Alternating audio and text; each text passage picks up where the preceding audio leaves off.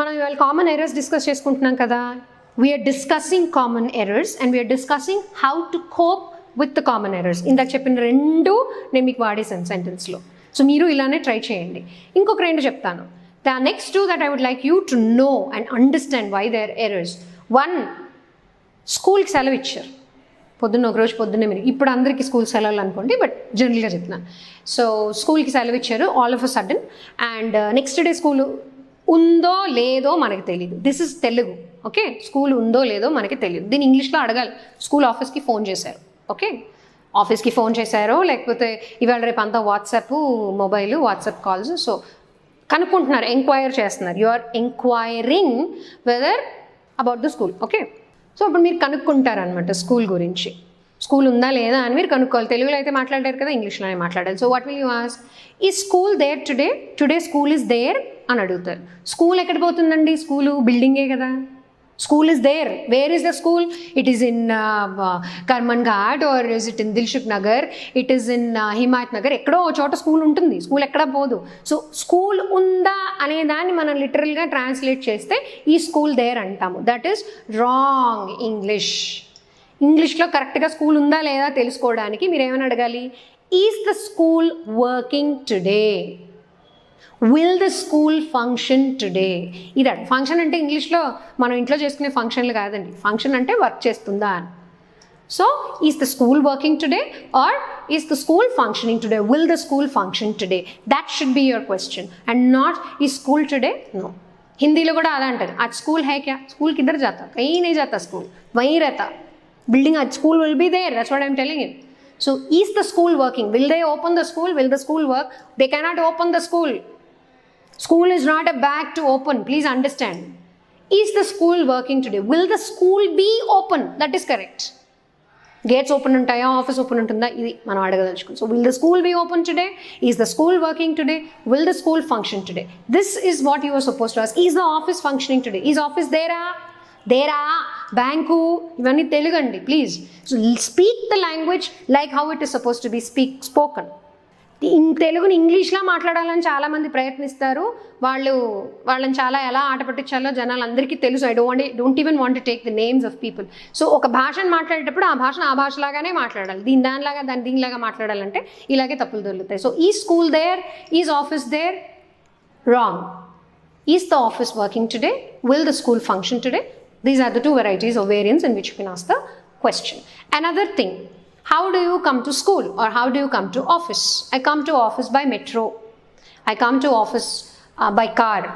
Okay? I come to school by foot. Wrong. By అనేది మనం వాడినప్పుడు ఎప్పుడైనా ఒక ఏజెంట్ ఉండాలి. ఒక దాని నుంచి ఇంకో దానికి యాక్షన్ పాస్ అయినప్పుడు by అనేది వాడతాం. So you cannot use by. Foot, legs, foot, feet, they are a part of our body. So you don't climb on your feet to go to school or to go to office. So you come to school or office or you go somewhere. When you walk and go, you say I came on foot. నడిచి వెళ్ళినప్పుడు I came on foot or I came by walk. Either I came by walk or I came on foot. I came by foot, wrong. Okay, I came on walk అయితే అందరూ సహజంగా అంటే అది కూడా తప్పు. Okay, I came by walk, I came on foot. This is the right way of saying when you walk and reach a place. Most of the other times I come by bus, I come by train, I come by car, I come by bike. That is correct. ఎందుకంటే action pass అవుతుంది. ఒక రెండు ఏజెంట్లు ఉన్నాయి అక్కడ, నేను నా బండి, 2 agents. సో నేను నా బండి మీద వచ్చానంటే నేను కాళ్ళ మీద నడుచుకుంటూ వచ్చాను అన్నారు కదా, నడిచి వచ్చాను అంటారు. అలా నడిచి రావడాన్ని ఏమంటారు? Came by walk are came on foot. ఇంకొక ఎర్రర్ చెప్తానండి, ఫుట్ టు ఫీట్. ఈ తెలుగులో ఫుట్ టు ఫీట్, ఇంగ్లీష్లో foot feet.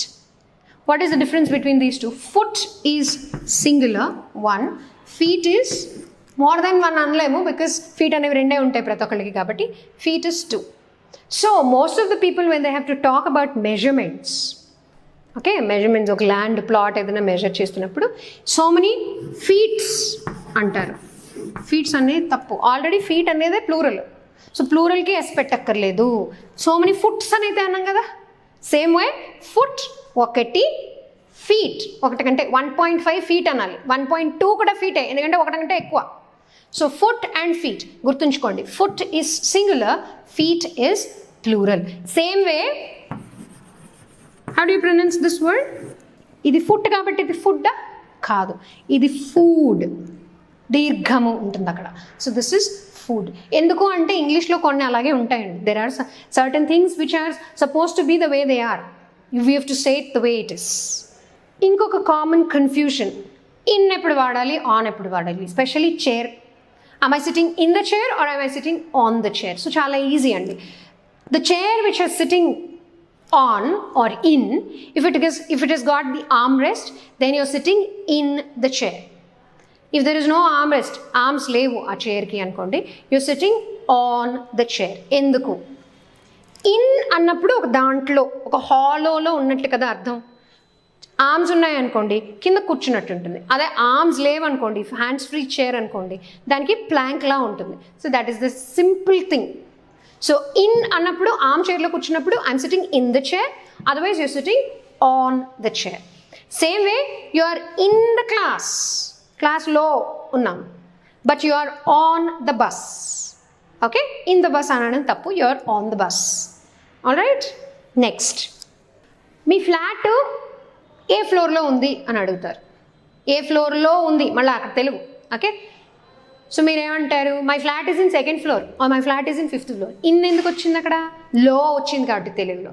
But you suppose to say our flat or my flat is on the third floor, on the second floor, on the first floor, on the fifth floor. So ఆన్కి ఇన్కి తేడా, లోపల అన్నదానికి in, on అనడానికి ఒక Planck లాంటిది ఉంటే దాని మీద ఉంటే ఆన్. సెకండ్ ఫ్లోర్ మీద ఉంది అని మనం అన్నాం తెలుగులో, అది తప్పు. బట్ ఇంగ్లీష్లో it is on the second floor and not in the second floor. ఇంకోటి చెప్తాను. What is the time on your watch, not on.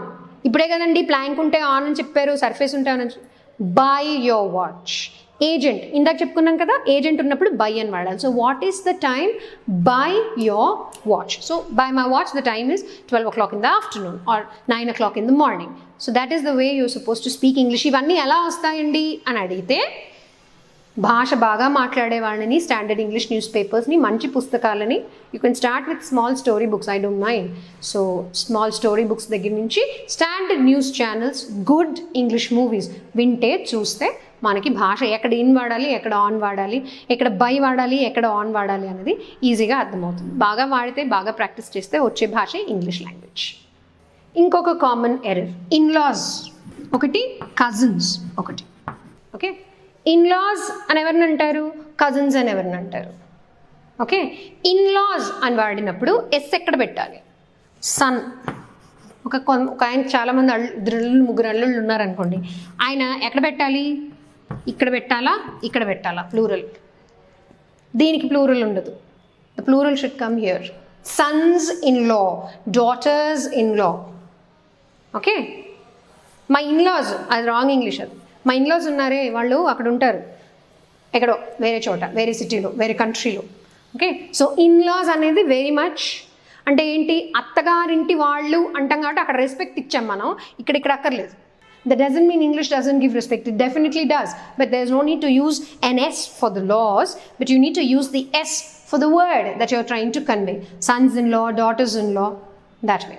Or mother-in-law undru, father-in-law undru, iddaru undru. Mother-in-law, father-in-law. But sons-in-law, if you have more than one daughter, and daughters-in-law if you have more than one son. Same way, cousins. Cousin antene immediate family, అంటే next family అండి. మీ brother పిల్లలు మీ పిల్లలకి cousins అవుతారు. So cousin neutral gender. Cousin brother, he is my cousin brother, she is my cousin sister, wrong English. She is my cousin, he is my cousin, చాలు, అంతవరకే చాలు. మనిషి ఎదురుకుండా కనిపిస్తున్నాడు కదా, హీ అన్నప్పుడే అర్థమైపోయింది కజిన్ అంటే తను మగ మేల్ జెండర్ అని, షీఈస్ మై కజిన్ అంటే ఫీమేల్ జెండర్ అని ఈజీగా అర్థమైపోయింది. So there is no need to add cousin brother and cousin sister. Actually India is a very close knit society. మనకి ఫ్యామిలీలు, రిలేషన్లు చాలా ఎక్కువ.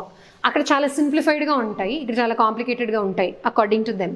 So cousin sister, cousin brother not required. He is my cousin, she is my cousin. That itself proves whether it is a female or a male.